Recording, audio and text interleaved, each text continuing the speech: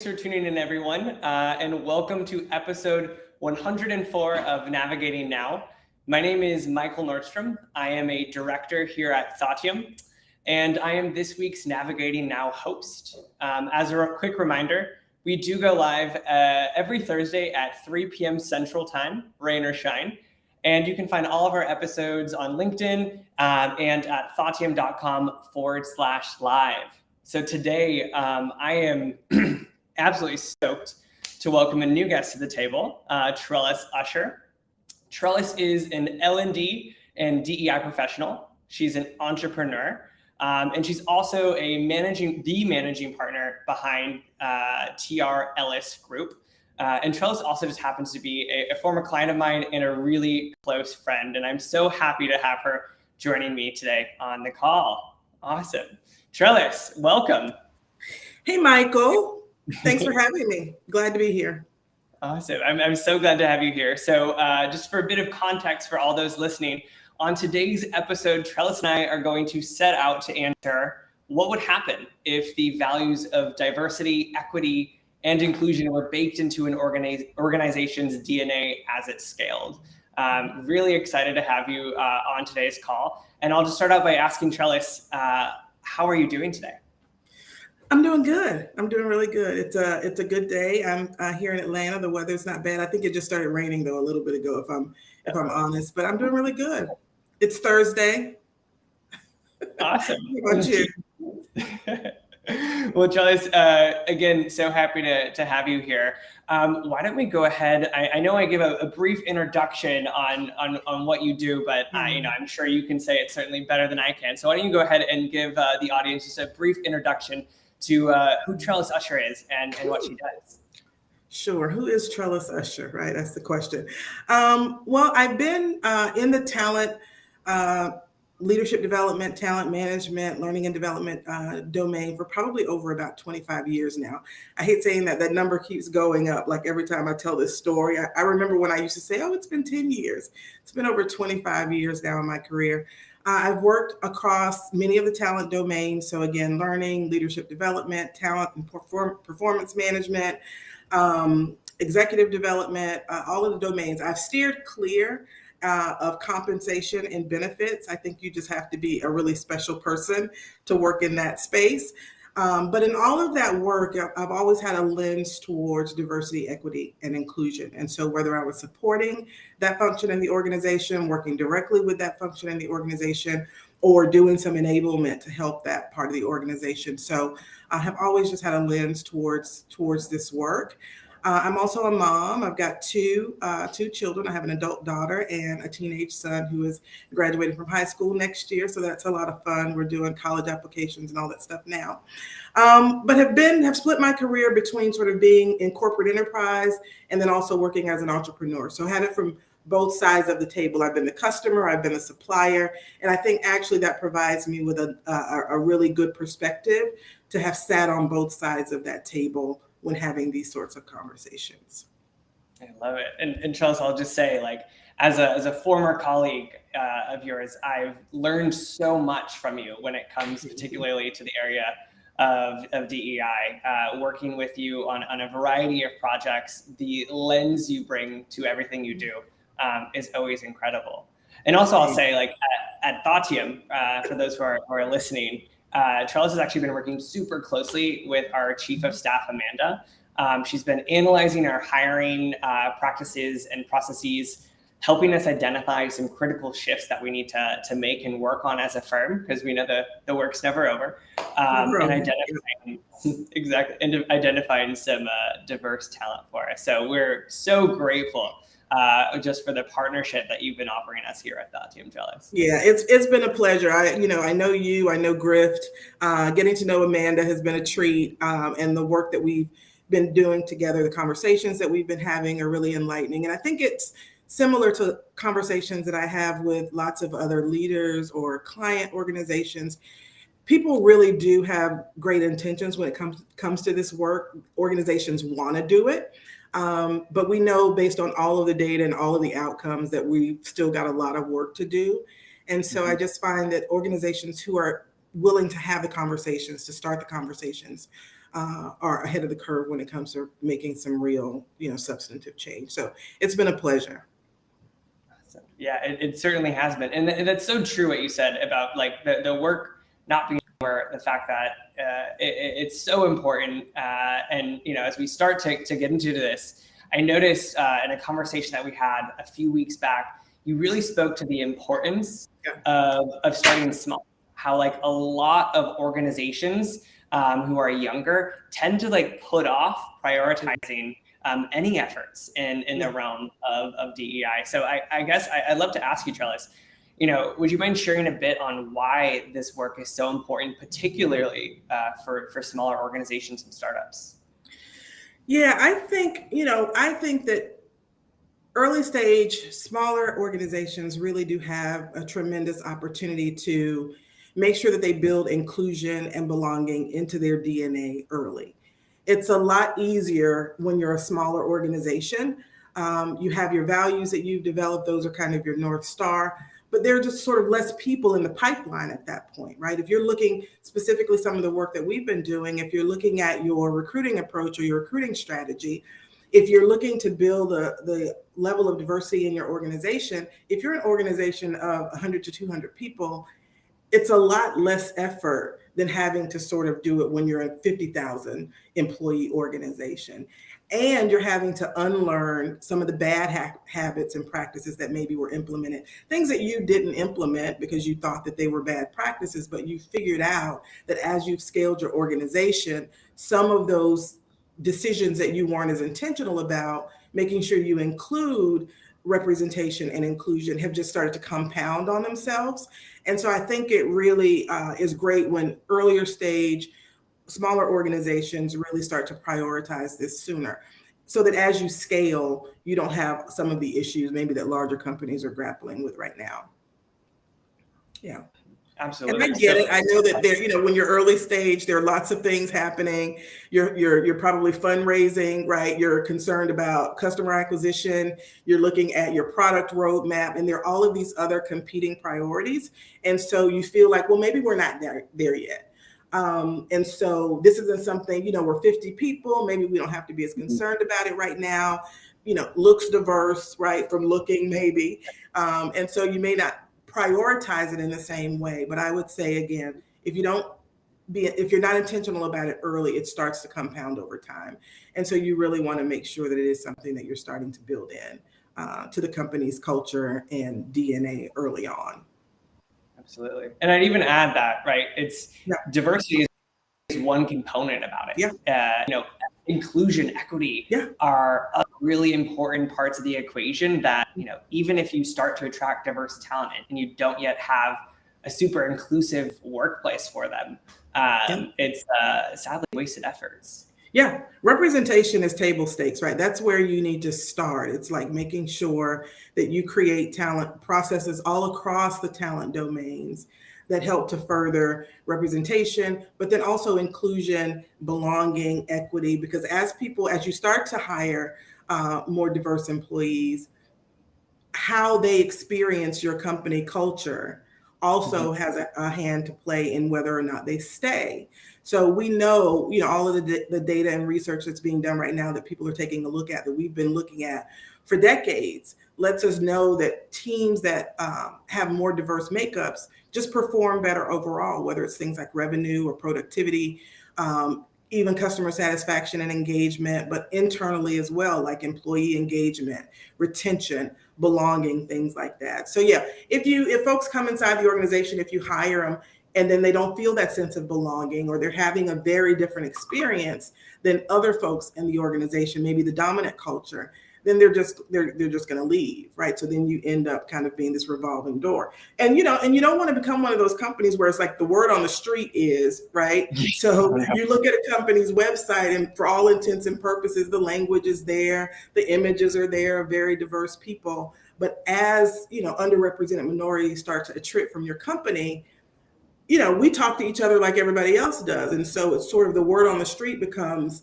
this company doesn't really walk the talk, right? They have one set of values for the street, but when you're inside of the organization, it's a little different. So you have to be concerned about that full employee experience, all the way through sourcing when they're just candidates, potential candidates, looking at your organization, all the way up through exit and retire, all of it. So, but most companies start with their recruiting process because that is really the gate.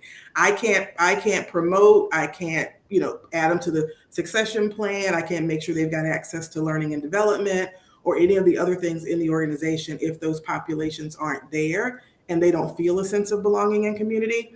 And so lots of organizations typically will start with their recruiting process. Awesome. Which is what we've done. It is absolutely what we've done. I'll say, I think you raised so many incredible points about just the benefits of attracting diverse talent and the importance of being inclusive. I don't think any organization wants to not have an inclusive work environment and get to the point that you mentioned where, everyone's talking, people know what the real is when it comes to, how talent is treated. So, we see that's important. Why is this something that we're seeing a lot of organizations, particularly small ones, put off? I think some of the reasons I mentioned earlier, I think, early stage companies are busy with their product roadmap. They're trying to get to market. They're trying to figure out what their customers really want. They're, maybe doing some fundraising or different things. And so they just think that it's not relevant for them yet. And so it's something that they deprioritize. And I get that. I also think that there is a sense that, and I think it's something that we all experience. I think there are people that that you've worked with previously, and you have somewhat of a shorthand. And when you're starting and building a company, maybe you feel like by hiring people that you already know that are already in your professional network, that will allow you to go faster. And if you have to focus on diversity and difference and disruption and all those types of things, it's going to somehow slow you down. And so I think people have some reasons for why they put it off. Maybe you're having to make decisions about how you're going to invest those initial, dollars that you get or the funding that you have or, the revenue that's coming into the business. And you just don't see it as a problem area. Nobody's sort of stood up and raised their hand and brought forth an issue where they don't feel like they belong or they feel like maybe they're experiencing some microaggressions. And so it's easy to just continue to sort of deprioritize it. What I'll tell you is that when you have the problem finally surface, that's not the time to have just started thinking about it. It's a lot more complex. It's a lot more, it's a lot more systemic usually by that time. And so really, I think making sure that most early stage companies, that first HR hire, for example, that first people hire is usually a generalist, right? Somebody who can do a lot of things. They can make sure we can hire people, we can get them paid, we can administer their benefits.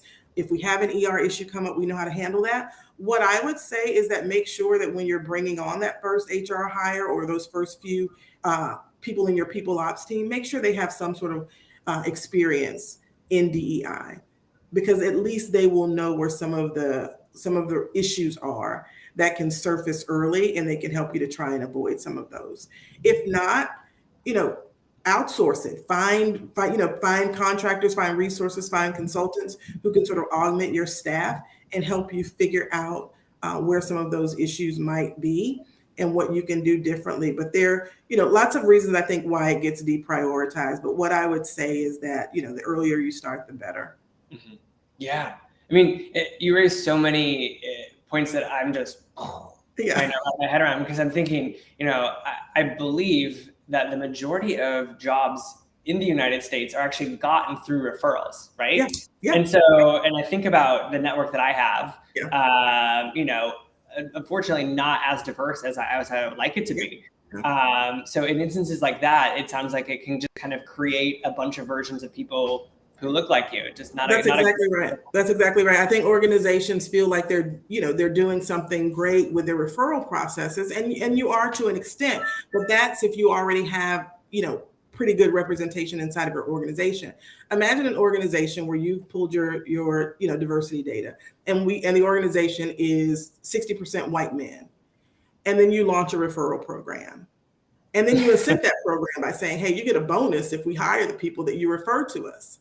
60% of your people in your organization who now go out and solicit referrals most of their professional networks probably are not as diverse as they should be, the point that you just made. So essentially now you're going to have an overwhelming number of, again, that same homogenous group coming in through your referral pipeline. And so you really have to think about how can you expand your network? How can you expand your organization's network? Who are the, what conferences are you going to? Where are you sourcing talent from? What universities, what cities? I think, the other thing that sort of becomes sort of outdated or played out, if you will, now I'm dating myself, played out. I don't think anybody has said played out in like 15 years.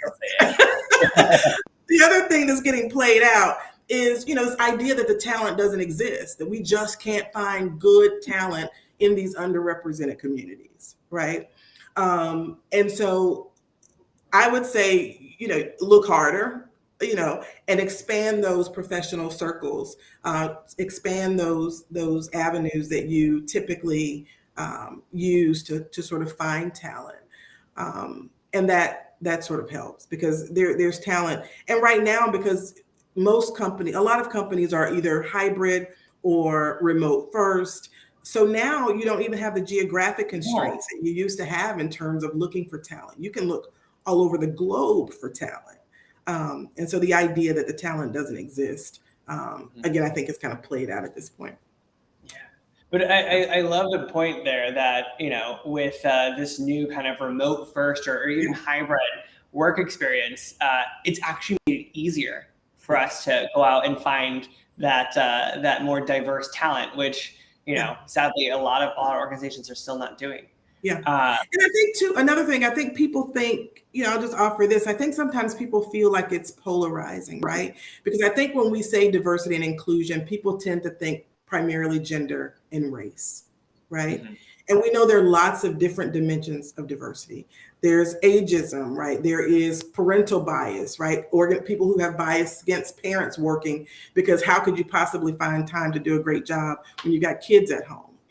I remember when somebody, a friend of mine said that she had heard that from some colleagues, kind of water cooler talk. And I remember this thing that I saw on social media, and it was like, don't interrupt me while I'm doing the very thing that you're saying can't be done. So for parents all over, the world who are working, to have people say to us, well, I don't know if you can really do it while we're doing it, is also a little played out.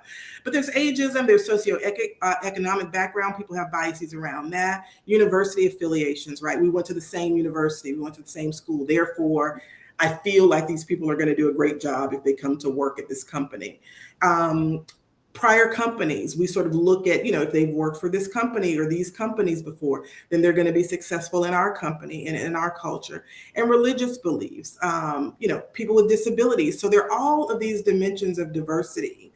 And I think a lot of times too, companies think about this conversation just very narrowly. And with all of those different dimensions, there's intersectionality, right? I'm Black, I'm a woman, I'm over 45, I've got kids, so I kind of hit a bunch of them, right? So if you have these biases around who can and can't do the job based on things like that, then you're going to miss out on a lot of talent.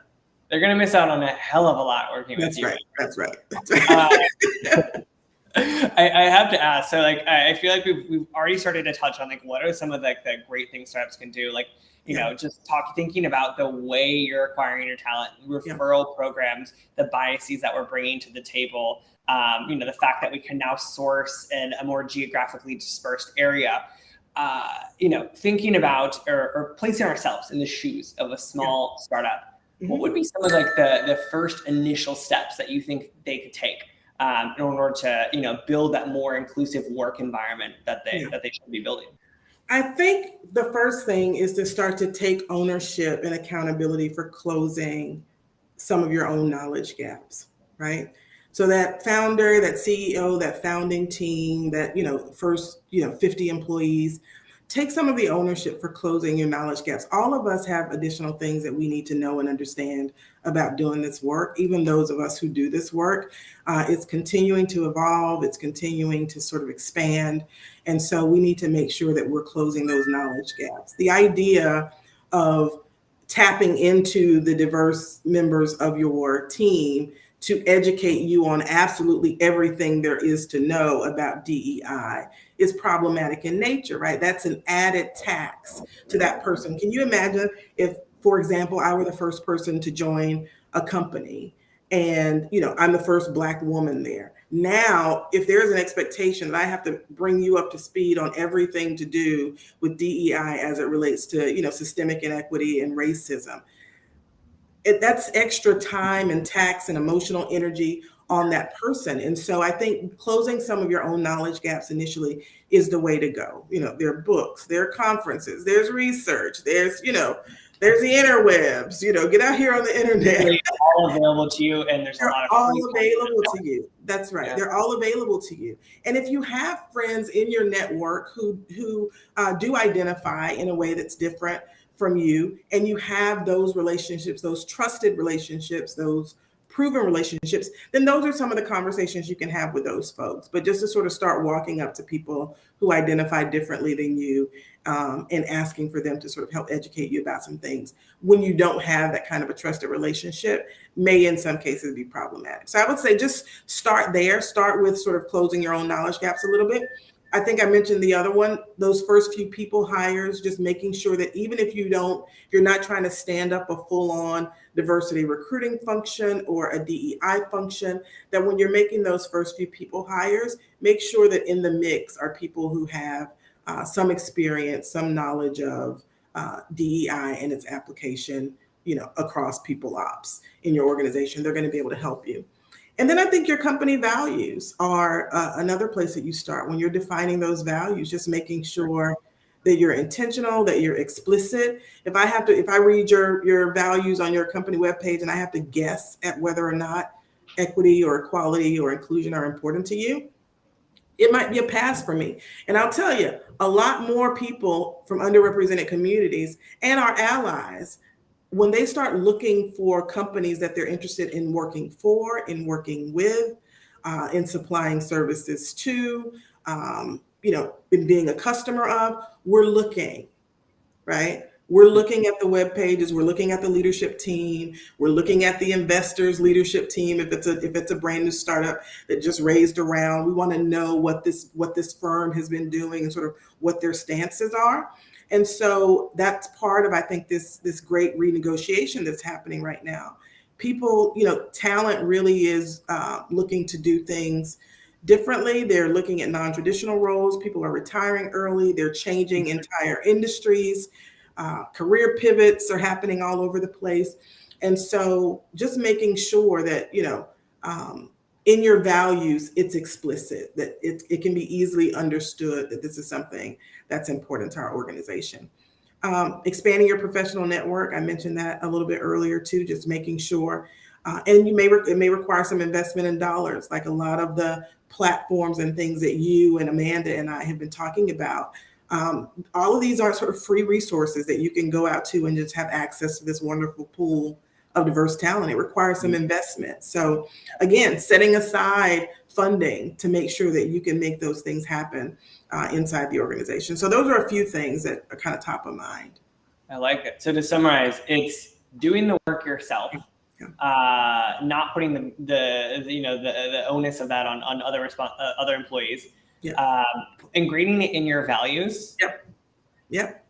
Making sure your first people hires have some exposure to and experience with diversity, equity, and inclusion and what it looks like in recruiting, in learning, in pay, right? Yesterday was Black Women's Equal Pay Day, September 21st. We know that Black women still only make 58 cents on the dollar to their white male counterparts. So pay transparency is hugely important, right? Every year, a couple times a year, you need to look at how you're divvying out your pay across gender, race, and ethnicity, and just make sure that there is in fact fair pay and equity happening across that, and making it transparent to the organization. So I love that. So the third one would be putting your money where your mouth is then. That's exactly right. Basically, yeah. I'm always trying to go with the framework based on whatever. Right, that helps it kind of bring it all together.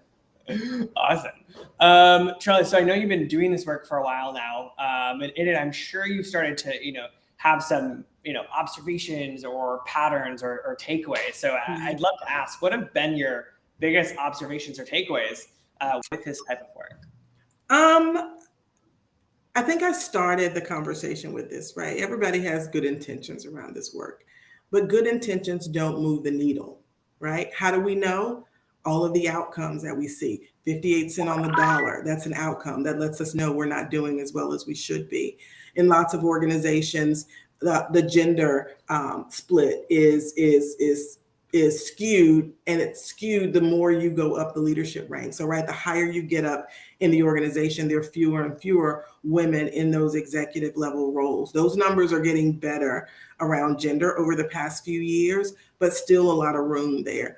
And then from an intersectional perspective, even though women are doing better in terms of getting more senior level and executive roles, Black and brown women are not at the same pace. So it's sort of making sure that you have to find ways to operationalize it. So as you think about putting it in your values, how are you then going to operationalize it within your organization so that you're actually doing the work and it's not just this performative thing where you've got this nice value statement.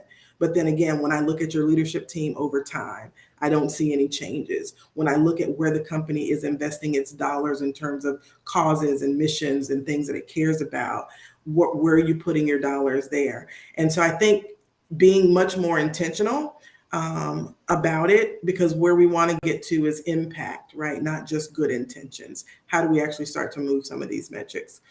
I think the other observation is that people don't have these conversations because most people perceive them as uncomfortable, and they can be. And I think they're uncomfortable until they're not, right? So you need to start having them. And I'm okay with a little bit of discomfort, right?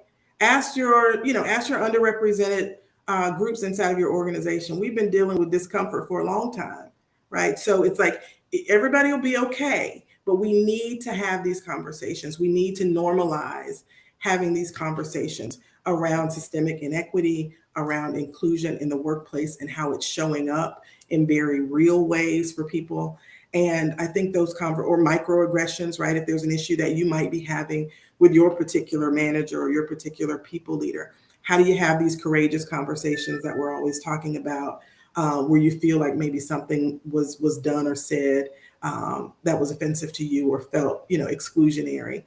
And having the conversations makes it easier to continue to have the conversations. As long as we shy away from them, I think it can just continue to be a polarizing thing in organizations.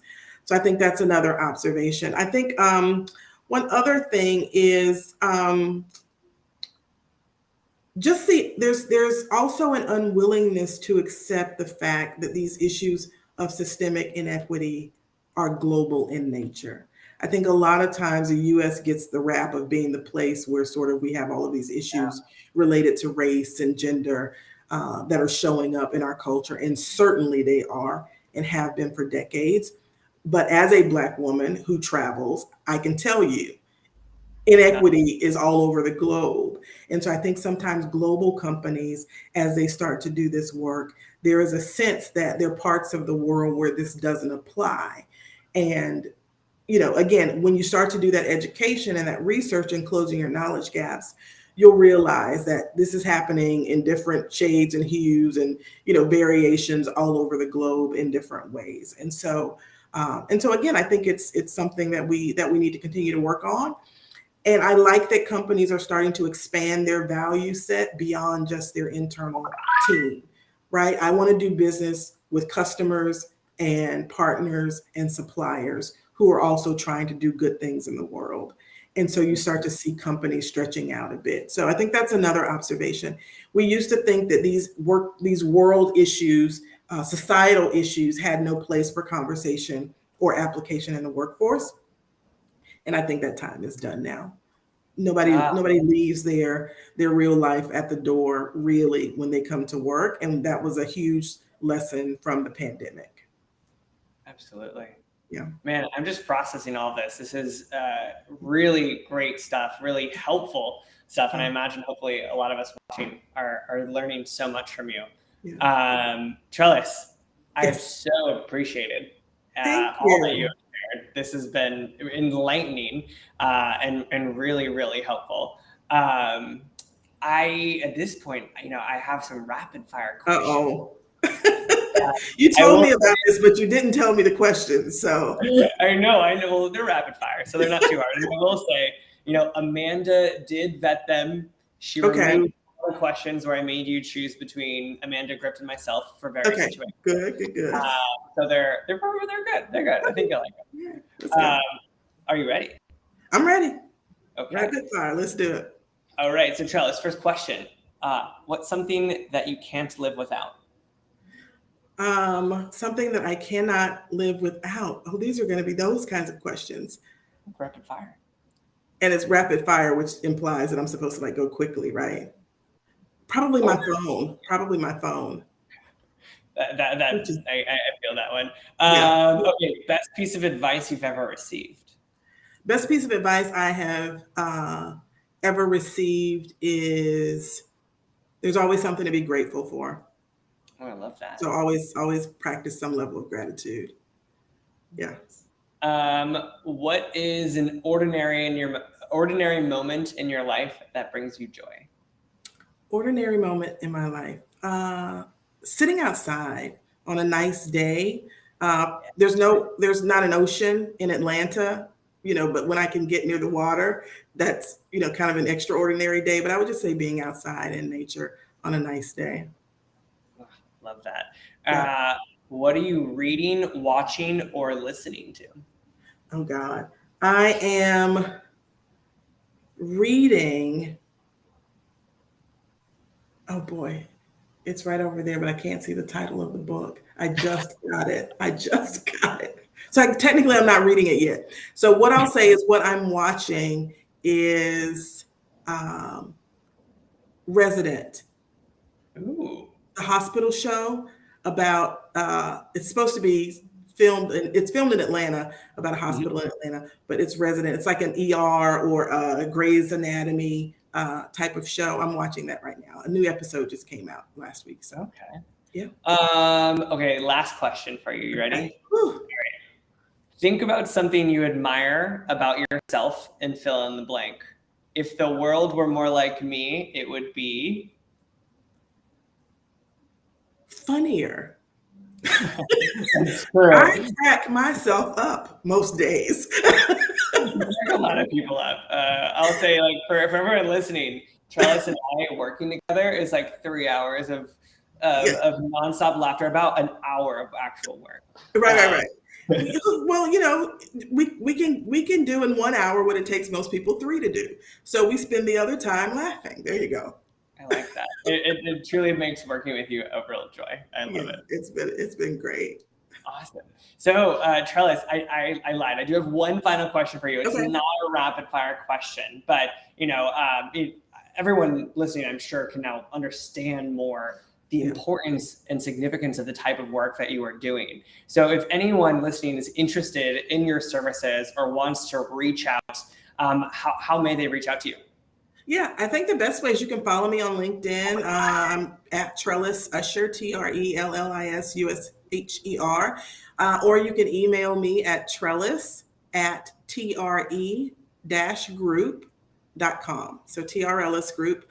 But LinkedIn, reach out on LinkedIn, shoot me a DM or follow me, and we can start the conversation there. Awesome. Well, Trellis, thank you so much.